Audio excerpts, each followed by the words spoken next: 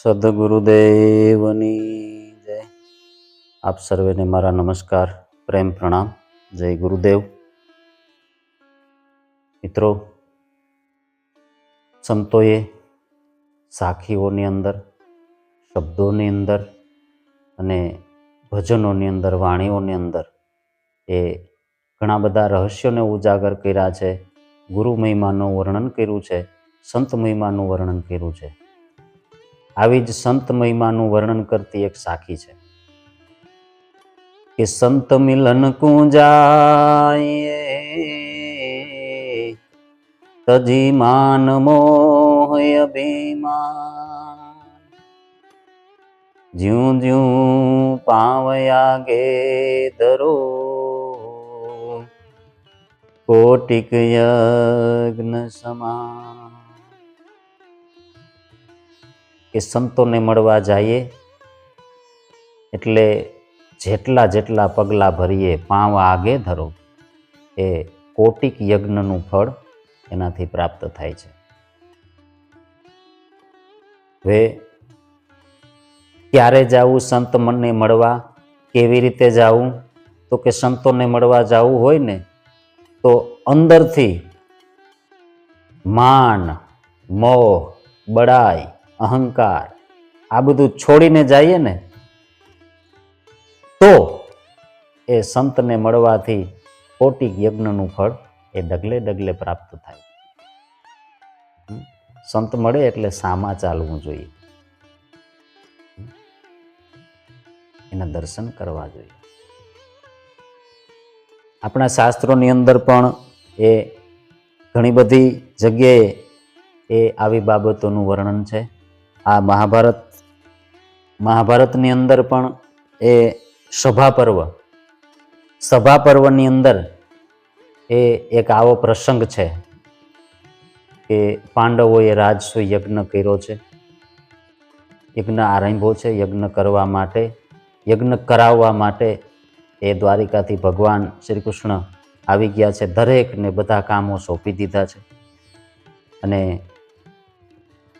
અર્જુનને કામ સોંપ્યું છે કે તારે લંકામાં જઈ અને તારે સુવર્ણ સોનું લઈ આવવાનું છે. સહદેવને કે તારે પાતાળ લોકમાં જઈ અને સૌરવ મંડપ લઈ આવવાનો છે. ભીમને કે તારે જરાસંઘને જઈ અને જરાસંઘને હણવાનો છે, એને પરાજિત કરવાનો છે. આવી રીતે બધાને કામ સોંપી દીધા છે. યુધિષ્ઠિરને કે તમારે એ કામધેનુ ગાયને લઈ આવવાની છે. અને જ્યારે યજ્ઞ પૂરો થશે, યજ્ઞ પૂરો થાય એટલે જ્યાં એઠવાડનો ઉકરડામાં એઠવાડ પડેલો છે ત્યાં એક નોળિયો આવશે અને એ અડધો સુવર્ણનો હશે અને ફરીથી એ એઠવાડમાં આડોટશે એટલે એ નોળિયો સંપૂર્ણ આખો સુવર્ણનો થઈ જશે. દુંદુભી નાદ વાગશે અને પંચજન્ય શંખનો ઘોષ થશે. આવી રીતે તમારો યજ્ઞ પૂરો થશે. હવે બધા કામો સોંપી દીધા, બધા પોતપોતાની રીતે કામો કરવા માટે ગયા અને કામ પૂરા કરીને પાછા આવી ગયા. યજ્ઞનો દિવસ નજીક આવી ગયો અને યજ્ઞના દિવસે એ યજ્ઞવેદીની અંદર મંત્રોચ્ચાર સાથે આહુતિઓ અપાવવા માંડી. યજ્ઞ એનો સમય પૂરો થયો એટલે યજ્ઞ પૂરો થયો સમય અનુસાર દરેકે દરેક બ્રાહ્મણ, ક્ષત્રિય, વૈશ્ય, શૂદ્ર દરેક વર્ણના એ લોકો એને એકી પંગતે બેસાડી અને જમવાનું આમંત્રણ આપી દીધું છે. જમી રહ્યા છે. બધા જમીને એ પોતપોતાના આવાસે એ વયા ગયા છે. એઠવાડો છે એ સેવકો એ લઈ અને ઉકરડે નાખી દીધો છે. હવે પાંડવો માતા કુંતા સહિત, સતી દ્રૌપદી અને ભગવાન શ્રી કૃષ્ણ સહિત ઉકરડે જઈને જુએ છે કે શું ઘટના ઘટે છે. જોયું તો નોળિયો આવે છે, આડોટે છે, પણ સોનાનો થતો નથી. માતા કુંતા પૂછે છે, પ્રભુ આ આમ કેમ થયું? અમારો જે કાંઈ કાર્ય અમે કર્યું એ કાર્ય અફળ ગયું, અમારી મહેનત પાણીમાં ગઈ? તો કે ના માતા, હજી કોઈ ભૂખ્યું છે. આ નગરની અંદર કોઈ ભૂખ્યું રહી ગયું છે. એટલે તરત જ મહારાજ યુધિષ્ઠિરે પોતાના સેવકોને દોડાવ્યા કે ભાઈ જાઓ તપાસ કરો કોણ ભૂખ્યું છે. સેવકોએ તપાસ કરતા નગરની બહાર એક દૂર ખેતરની અંદર એક ઝાડના ઓથે એક તપસ્વી એ રામસાગર લઈ અને ભજન ગાય છે. અને સેવકોએ જઈને પૂછતા કે મહારાજ, તમે ભૂખ્યા છો કે જમ્યા છો? કે ભાઈ, હું 3 દિવસથી ભૂખ્યો છું. અરર. કે તો ચાલો, અમારા મહારાજને ત્યાં, મહારાજ યુધિષ્ઠિરને ત્યાં યજ્ઞ છે અને આપ યજ્ઞમાં જમવાને માટે પધારો. ત્યારે સેવકોએ એ વિનંતી કરતા એ તપસ્વી મહારાજ એને એવો જવાબ આપે છે કે ભાઈ, તારા મહારાજને કે આવીને મને લઈ જાય. એટલે તમારા કહેવાથી તો હું નહીં આવું. એટલે સેવકો પાછા આવે છે અને જાણ કરે છે કે મહારાજ એક તપસ્વી છે અને એણે આવું આવું કહ્યું છે. એટલે તરત જ મહારાજ યુધિષ્ઠિર એ પોતાના નાના ભાઈ અર્જુન તરફ દ્રષ્ટિ કરે છે. એને કહે છે કે ભાઈ અર્જુન, તમે જાઓ અને એને તેડી લાવો. હવે અર્જુન જાય છે અને એને હાથ જોડી પ્રણામ કરી અને કહે છે, મહારાજ, અમારે ત્યાં યજ્ઞ છે, તમે યજ્ઞમાં જમવાને માટે પધારો. ત્યારે એ તપસ્વી, એ જે સંત છે, એ અર્જુનને એટલું કહે છે કે ભાઈ, તમે જે યજ્ઞ કરો છો એ યજ્ઞનું ફળ મને આપી દેશો? કે યજ્ઞનું ફળ મને આપી દેશો? તો ચાલો, હું તમારે ત્યાં જમવા આવું છું. એટલે અર્જુન કહે છે કે હજી તો યજ્ઞ અમારો પૂરો થશે, હવે તમે જમશો પછી ને પછી એનું ફળ મળશે, તો હું કેવી રીતે તમને એ ફળ આપી દઉં? અમે આટલી મહેનત કરી, આટલો ખર્ચો કરી મહેનત કરીને અમે યજ્ઞ કરીએ છીએ અને એનું ફળ તમને આપી દેવું, એ તો નહીં બને. એટલે તરત જ એ સંત, એ તપસ્વી એ કહે છે કે તો હું નહીં આવું. અર્જુન પાછો ફરે છે.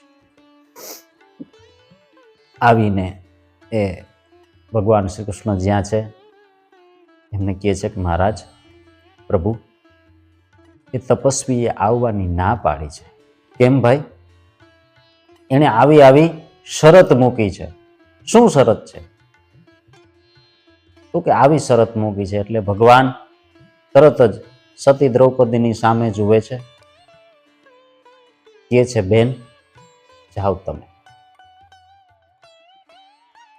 એટલે દ્રૌપદી સતી તરત જ તૈયાર થાય છે અને જઈને મહારાજાને વિનંતી કરે છે. મહારાજ નમસ્કાર કરે છે, સાષ્ટાંગ દંડવત પ્રણામ કરી, પ્રદક્ષિણા કરી અને ઉભા રહીએ છે દ્રૌપદી સતી અને કહે છે, મહારાજ, અમારે ઘેર યજ્ઞ છે, તમે આવો એટલે અમારો યજ્ઞ પૂરો થાય.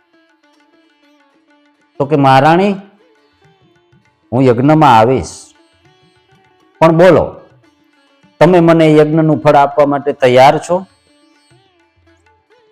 દ્રૌપદીજી કહે છે કે મહારાજ, બોલો, તમારે કેટલા યજ્ઞનું ફળ જોઈએ છે? કે તમારે કેટલા યજ્ઞનું ફળ જોઈએ છે? તો કે બેન, હજી તો તમારો યજ્ઞ પૂરો નથી થયો. નહીં મહારાજ, આવા તો મેં કેટલા બધા યજ્ઞો કર્યા છે. આ એક યજ્ઞ તો અત્યારે થાય છે, પણ એવા તો મેં ઘણા યજ્ઞો કર્યા છે. બોલો, તમારે કેટલા યજ્ઞનું ફળ જોઈએ છે?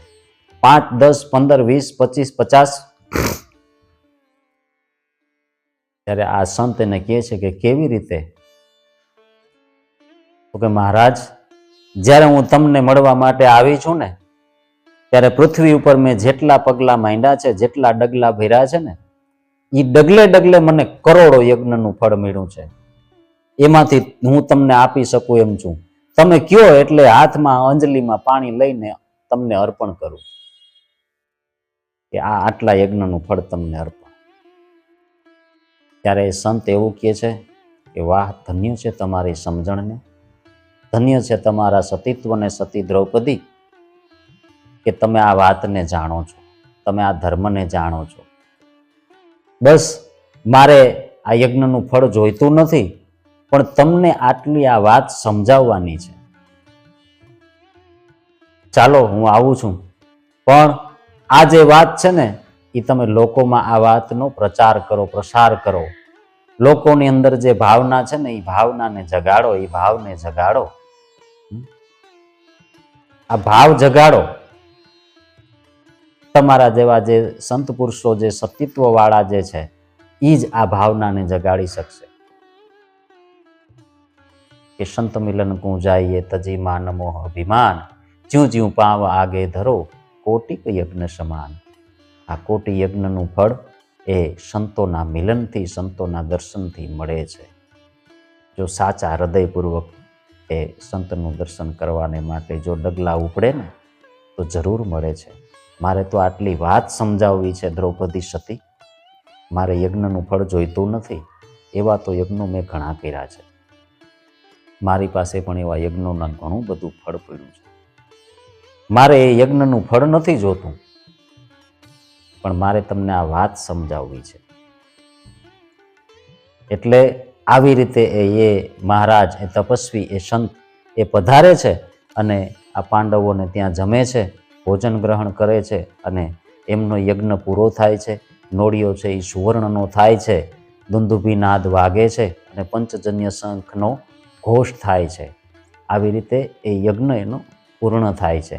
એટલે આમ આપણા શાસ્ત્રોની અંદર એ પણ આવી બધી ઘણી બધી વાતો, એ આવા પ્રસંગો એની અંદર આ વાતો કરવામાં આવી છે. આપણે એ સમજવાને માટે એ ફક્ત એ ત્યાં એકાગ્રતાપૂર્વક ધ્યાન આપવાનું છે, એટલે તરત જ સમજાય. આવી હવે આ કયો યજ્ઞ છે, પાંડવોએ કયો યજ્ઞ કર્યો છે, આ યજ્ઞ આપણે પણ કરી શકીએ. તમે ને હું, આપણે બધા જે ગુરુગમવાળા છે ને એ યજ્ઞને કરી શકે ભાઈ.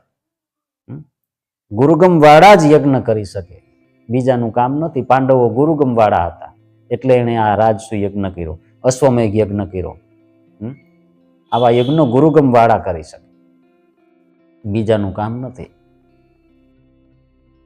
એટલે આ કયો યજ્ઞ છે ને, આ યજ્ઞ વિશેની વાત આપણે હવે પછીથી આગળ ક્યારેક યજ્ઞની ચર્ચા કરીશું, કે જે ગુરુગમવાળા કરી શકે એ યજ્ઞ કયો છે એની ચર્ચા કરીશું. હાલ અત્યારે અહીં મારી આ વાત એ સંતનો જે મહિમા છે ને એ વર્ણવવા માટેની, એ સંત મહિમાની જે વાત હતી એ આપણી વાત અહીંયા પૂર્ણ કરીએ છીએ. આપ સર્વેને નમસ્કાર, પ્રેમ પ્રણામ, જય ગુરુદેવ. મિત્રો, વિડીયો આપ સૌને ગમે તો વિડીયોને લાઈક કરજો, શેર કરજો અને કમેન્ટ કરજો. બોલો સદગુરુદેવની